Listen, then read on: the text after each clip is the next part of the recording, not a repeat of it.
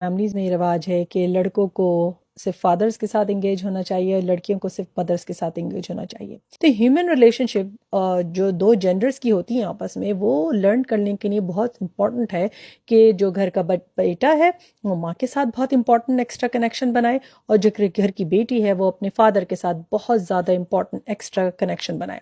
وہ اپنی بات کہنے کے قابل ہوں، وہ قابل ہوں کہ ہر قسم کی کمیونیکیشن آپ کے ساتھ بغیر ڈرے جھجکے بلا خوف کر سکیں. ہم سمجھتے ہیں کہ کرشز صرف کسی اور خلائی مخلوق کو ہوتے ہیں. کرشز جو ہوتے ہیں نا بچوں کو، وہ ایک ریالٹی ہے. سائیکولوجیکلی ان کو اپوزٹ جینڈر میں اٹریکشن فیل ہوتی ہے. یہ کوئی ایسی چیز نہیں ہے جس پہ آپ اپنے بچوں کو ڈانٹ پھٹکار کے خاموش کرا دیں اور وہ اس کو مان بھی لیں. آپ اپنے بچے کو، جو آپ سے اپوزٹ جینڈر کا بچہ ہے، اس کو نگلیکٹ نہیں کریں. ہر لڑکے اور لڑکی کا حق ہے اور اس چیز کو محسوس کرنا آپ کی رسپانسبلٹی ہے.